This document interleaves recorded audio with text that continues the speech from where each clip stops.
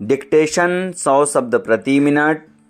Ready start. सभापति महोदय, मैं सभी सदस्यों का ध्यान इस ओर आकर्षित करता हूं कि जब अन्न की समस्या उत्पन्न होती है तो सरकार अपनी जिम्मेदारी से बचने के लिए प्राकृतिक आपदाओं को दोष देकर रास्ता निकाल लेती है।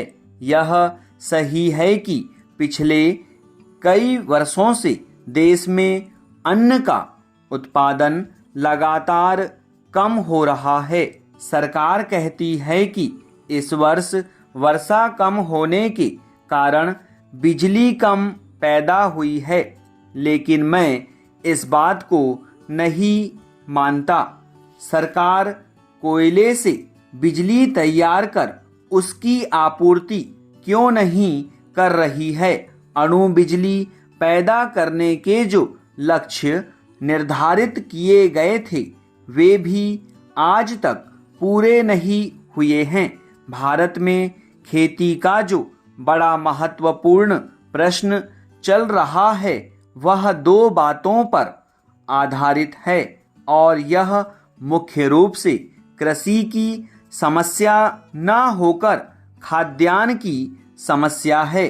प्रतिवर्ष हम बाहर के देशों से करोड़ों रुपयों का अन्न खरीदते रहे हैं और अनाज का उत्पादन बढ़ाने के लिए करोड़ों रुपयों की खाद मंगवाते हैं।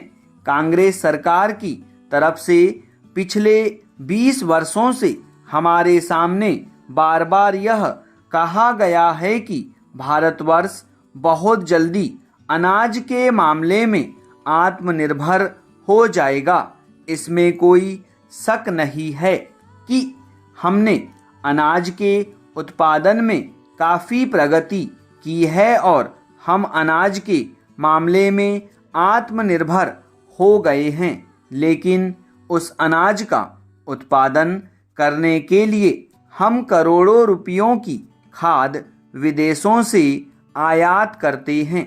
पहले हम अनाज का आयात करते थे, लेकिन अब खाद का आयात करते हैं। इसलिए यह कहना बहुत ही कठिन है कि हम आत्मनिर्भर हो गए हैं। पैरा अध्यक्ष महोदय, जहाँ तक जनसंख्या की बात है उसके मामले में मैं यह निवेदन करना चाहता हूँ कि एक बार परिवार नियोजन के बारे में और जनसंख्या के बारे में जब सारे संसार में चर्चा चल रही थी तो हमारे मित्र ने आलोचना करते हुए लिखा था कि हमारे सामने आज समस्या यह नहीं है। इस वर्ष पिछले साल की अपेक्षा जो विशेषता रही है वह यह है कि जब से यह बजट आया है तब से देश के सारे किसान और उनके साथ ही साथ हमारे खेत मजदूर बहुत खुश दिखाई पड़ रहे हैं। इस सरकार और सत्तारूढ़ दल के अनेक मित्र बार बार यह बात कहते फिर रहे हैं कि देश में हरित क्रांति आ रही है। इससे पूर्व भी कांग्रेस पक्ष की ओर से समय समय पर इसी प्रकार के नारे दिए गए।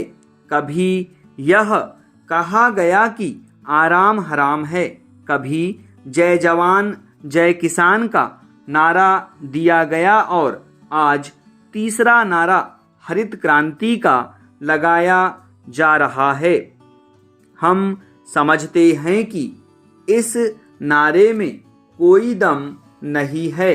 इस नारे में इसलिए कोई दम नहीं है क्योंकि यह नारा देखने में बहुत आकर्षक है, बहुत सुंदर है, लेकिन इसके पीछे तथ्य बिल्कुल नहीं है।